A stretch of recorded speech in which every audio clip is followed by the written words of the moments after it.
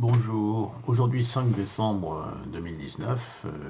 bien quelques petites notes au sujet de notre discours sur l'Évangile. Il faut, je crois, d'abord revenir sur l'idée que cette connaissance est issue d'autres connaissances bien plus anciennes,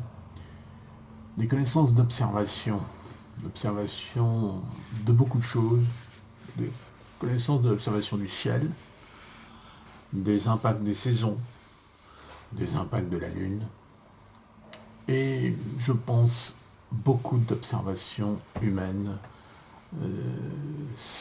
quasi médicales, c'est-à-dire de ce qui se passe dans un individu qui naît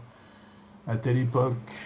et celui qui naît à une autre époque. C'est ainsi que peu à peu se fit jour une connaissance des complémentarités, c'est-à-dire de ces oppositions, par exemple, de natifs d'une année, d'un début d'année, d'une fin d'année, de choses qui prenaient une signification par rapport à leur destin, à leur symptomatologie, à leur caractère, à leur caractérologie, à leur psychologie,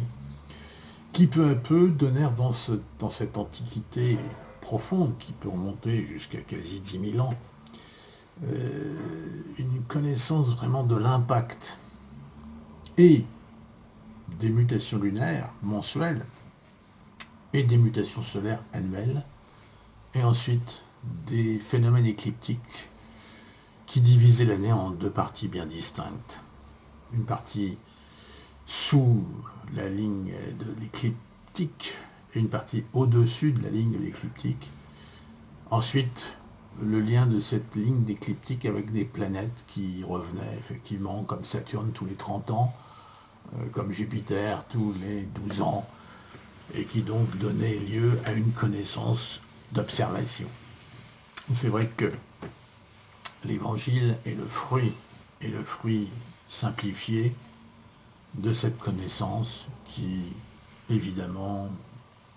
n'a pas pu être vraiment continuée en Occident pour des raisons que j'ignore tout simplement. Mais je pense quand même que la simplicité de cet premier chapitre, entre autres, de l'Évangile qui met en scène Jean-Baptiste et Jésus, qui sont deux êtres qui sont réputés être complémentaires et opposés, nous amène à penser que cette idée de compagnonnage, qui est une idée forte de l'Évangile, est aussi cette idée de connaissance globale, qu'on dirait aujourd'hui holistique, mais une connaissance globale de ce phénomène annuel, énergétique, qui concerne l'ensemble des individus, l'ensemble des natures, et qui même est probablement la cause du compagnonnage réel de chaque personne dans le monde, et du chemin que ces personnes accomplissent au fil de leur vie, en quête d'unité. Cette unité, d'ailleurs, qui est aussi dans le premier chapitre, et qui est aussi sûrement l'objectif de toutes les connaissances taoïstes, de toutes les connaissances de centrage, y compris des connaissances qui vont être aujourd'hui pratiquées par la méditation, je dirais même aussi les connaissances philosophiques occidentales qui tournent autour de ces idées. Voilà pour aujourd'hui. Petite aparté sur l'origine de ces connaissances évangéliques qui paraissent complexes, mais qui sont le fruit d'observations